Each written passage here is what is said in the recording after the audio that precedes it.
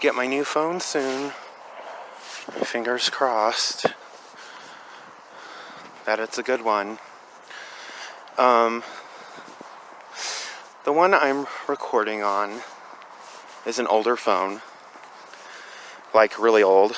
Like from 2016, 2017. Maybe, I know they put out new phones every fucking year. But it's still an older phone. It's slightly newer than the one I'm using. And I really like this phone. It's simple. So,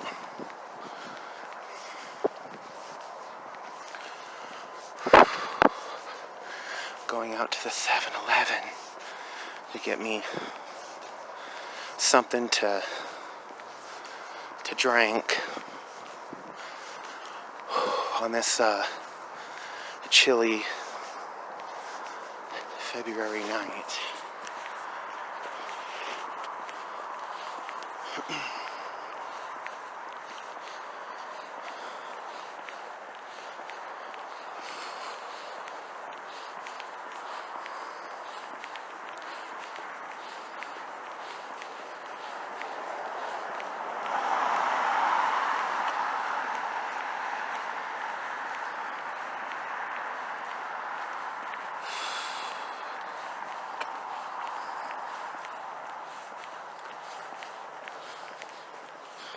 You know, I really hate, that's one of my big problems with Bob the Bum when he used to be parked there. I hate when cars idle for really no reason. Granted, I don't know those people, so they could be waiting for someone to finish up inside or whatever. But, like, especially at my apartment, there's another building right behind me, and there's like a little strip of road that leads to a small parking area. Now, that strip of road needs to remain unblocked for obvious reasons.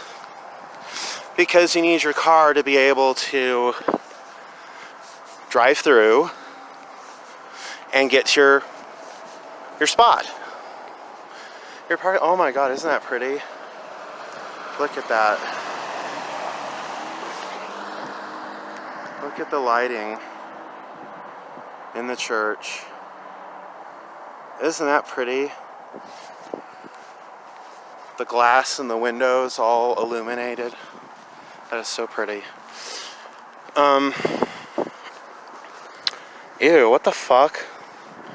Seriously? So that area of road needs to be open.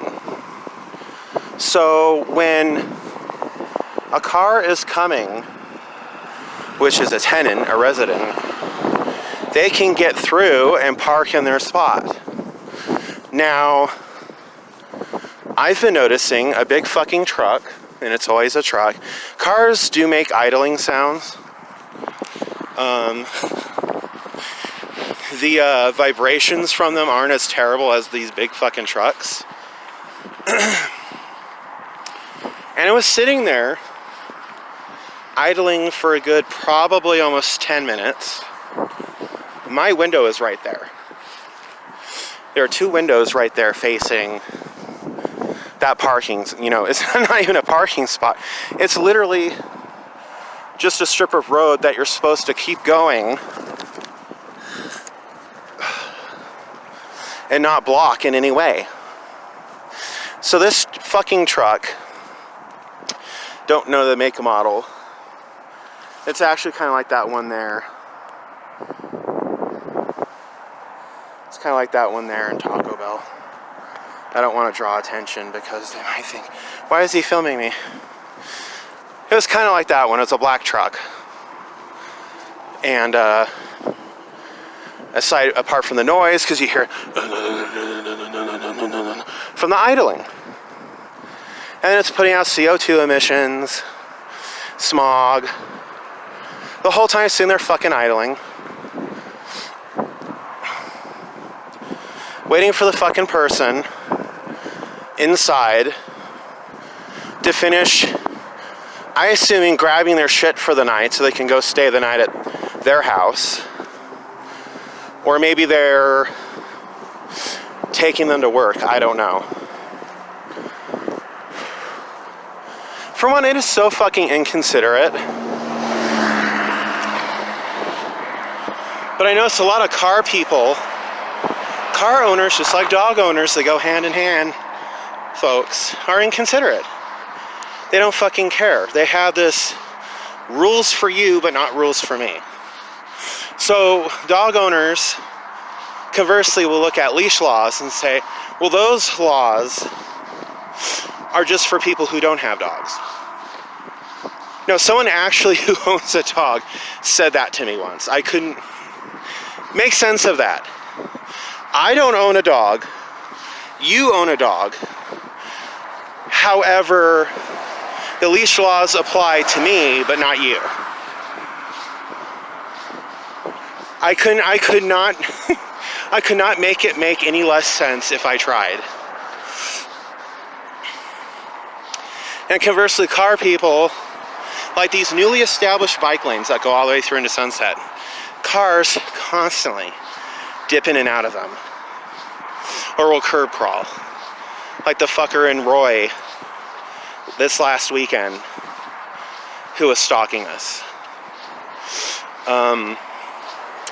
And I'm not talking about dipping in it to make a turn. Yeah, that's kind of what you have to do if you're going to make a fucking turn. Like if you're turning right there in a 7-Eleven, then yeah, you kind of have to. I'm not talking about that. I'm talking about pretty much overtaking that whole lane.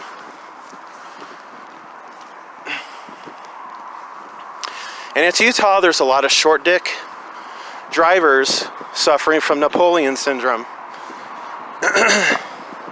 That's why we have angry, short, little, fat, bald men who drive these big Humvees. I'm sure they'd roll around in a military tank if they could, if it was legal. And if you have the right of way and they're trying to cut you off, you call them out on it, they will flip the fuck out. I think there's more deaths here in Utah, thankfully, and I'm not saying it's a good thing either way or the other, just from negligent driving than actual road rage.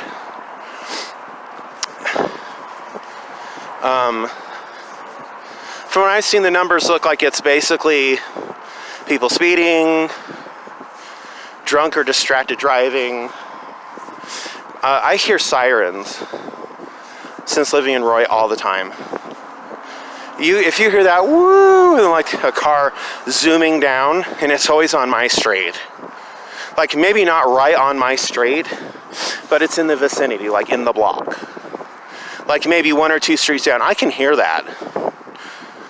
So, and just down on like close to 6,000, there's signs posted everywhere by the neighborhood, stop speeding.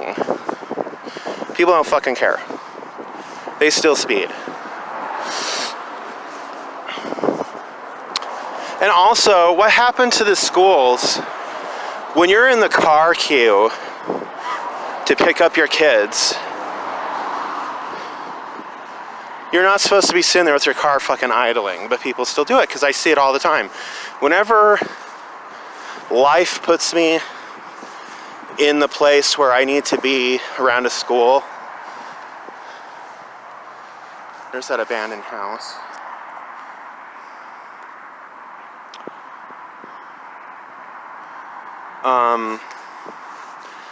You know, during pickup hours or drop-off hours, the cars are always idling.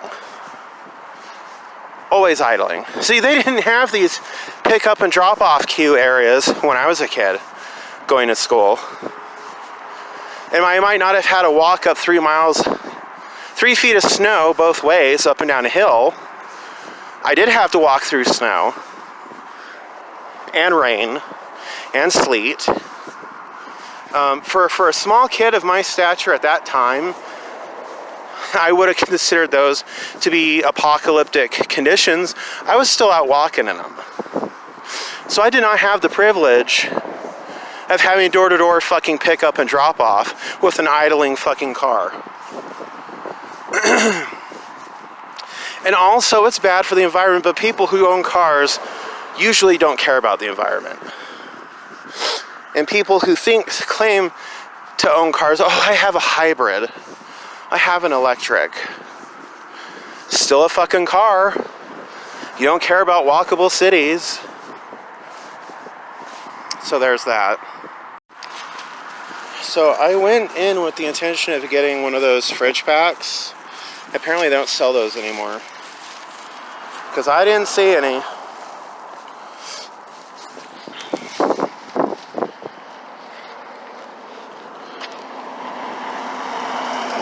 So I just got to whatever, I don't know those measurements. I just got two of those. Two of those! You know, we haven't been to this abandoned house in a while.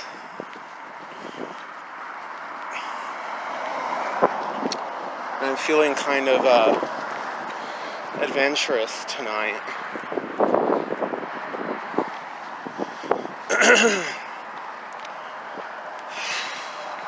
You know, this guy at 7-Eleven when I first walked in, because I walked in, I don't have a car, and I feel like if they've never seen you before, they're a bit apprehensive, and it's probably because they're like, oh, this guy's not going to try shooting me, is he?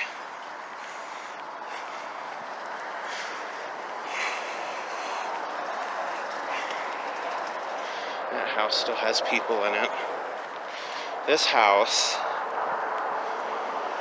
I filmed here a couple of times, and one time we were filming, we could have gone in and we didn't, and I still kick myself. See, there's no trespassing signs anywhere. There's none.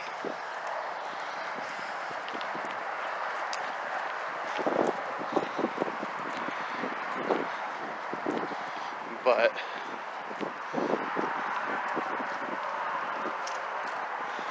go around and look. You got the glass. So that wasn't like that before. And there's a mattress.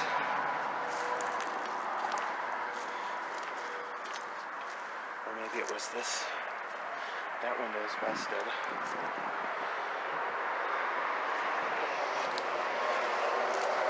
I don't know if you can see it all that well. Patio furniture.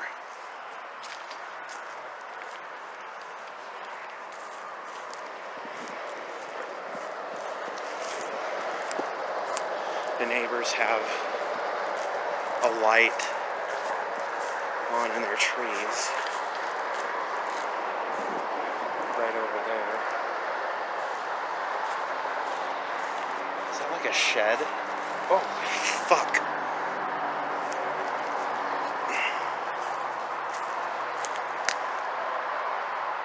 Oh. Yep. That mattress was probably in the house if people were in it. I need to come during the day so you can actually see what the fuck I'm looking at. But, this mattress, I don't even think the camera's picking it up because it's so dark. And I don't have a flashlight. Just all this garbage here. I guess the, bank people or,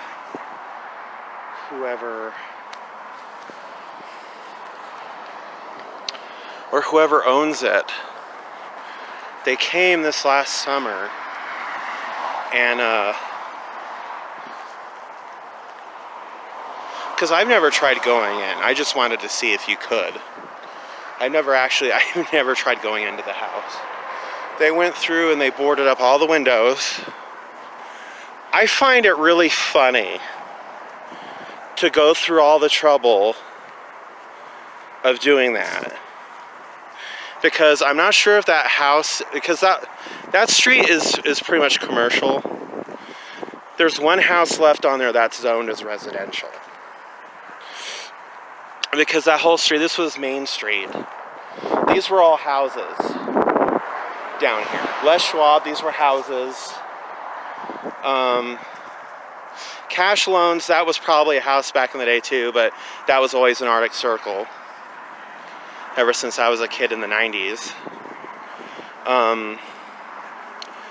The bank down there, and then the place that used to be Family Dollar, now it's like a Checker Automotive or something. Pretty sure those were houses, like or just different businesses. I think there were houses. Those are gone. See, and there's that house here. That's the only house on this side that's still zoned as residential. And I think my friend C4 mentioned a long, long time ago. Him and his mom and them lived there. His family lived there. Which I'm guessing would have been probably in the 80s. Because they also mentioned at one point they lived in the house across the street from my old house, my parents' house in Sunset. So that's just interesting bits of trivia. That's just, you know, it is what it is. AutoZone. I thought it was Checker. Okay, this is an AutoZone. The sign I was seeing that's Checker was that Les Schwab down there. Or no, what is that? That used to be Family Dollar. This has been AutoZone for a while, I think. Les Schwab is down there. Oh, that's Advanced Auto Parts. See, I see the Checker. And I'm like, oh, that's Checker Auto. It's not Checker Auto, it's Advanced Auto. Or, yeah, Advance.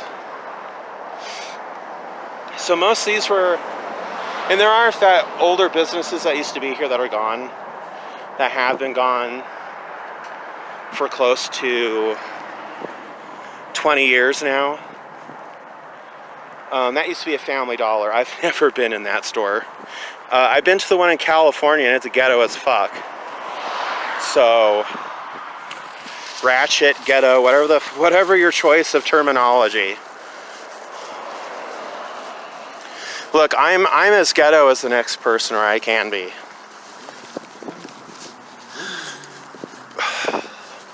I don't go out of my way looking for a fight. I don't go out of my way looking to cause a scene or, you know, immerse myself in drama and garbage. That's why I don't eat at McDonald's. If I'm craving McDonald's, it's always just their fries. And I always get nuggets with it because I don't think they'll DoorDash just a single order of fries.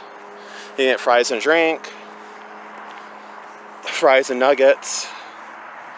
Elk Ivory. This place used to be a house back in the day. Just look at the layout of it. I think actually back in the day it was a house, and it became one of those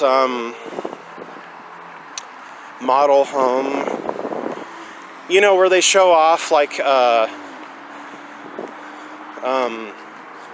types of masonry and cabinetry and things like that. Like if you go to Lowe's or Home Depot, in that really nice woodworking section,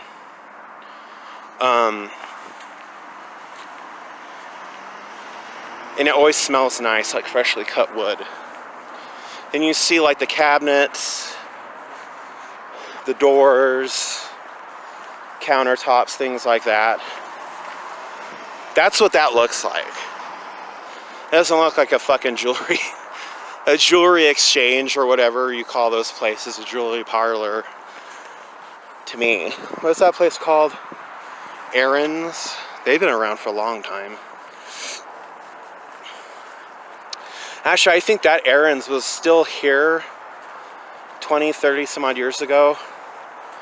I think it was in a different location though. I think. I'm not 100% sure. Like, things have changed so much. If you lived here, or you were in this area around 27, 28 years ago, which is what I consider to be the peak of the area, 98 to 2000, you had Rite Aid, that was brand new there. That opened in like 99 or 2000. Albertsons was still there, Blimpie was still there. Blockbuster was still there.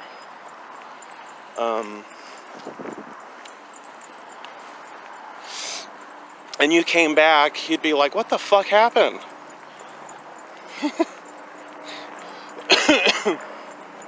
And this whole area is pretty much co-opted. It's all Asian businesses, which I would rather see that than have it be nothing. Which I'm not meaning that as a discriminatory comment. I mean, I'd rather it be Chinese buffet. Ocean Mart does lots of business.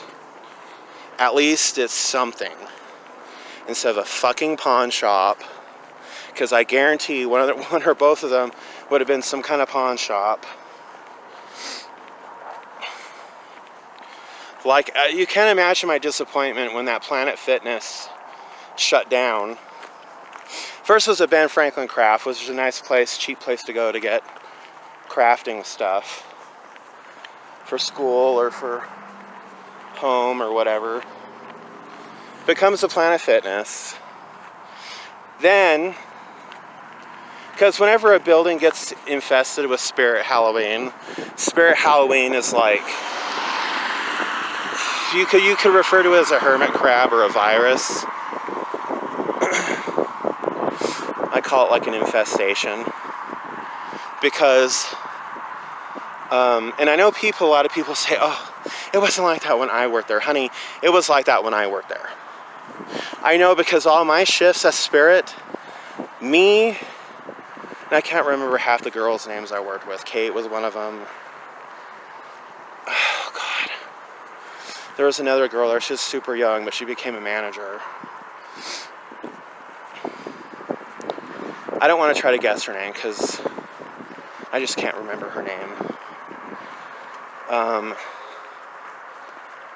You know, let me just say that a lot of us were good workers, and it's not really the co-workers and employees, it's the fucking people that shop there. People go there. I thought working in electronics on Black Friday would be the height and peak of entitled customer behavior. Boy, was I mistaken. If you think you've seen it all, work at a fucking Spirit Halloween. You have kids running through it like a fucking hurricane. When I was working there, there was supposed to be rules where you could only have so many odd costumes in the back. Then some uppity cunt Karen got really bitchy with me. Yoinked her basket of costumes before I could check them in, because it's to prevent theft so the prices don't increase. And she's like, I can do it myself. And she just takes it, goes in the back. And I'm like, whatever, I'm not gonna fight people over it. You know, if you want to rip off the store, be my guest.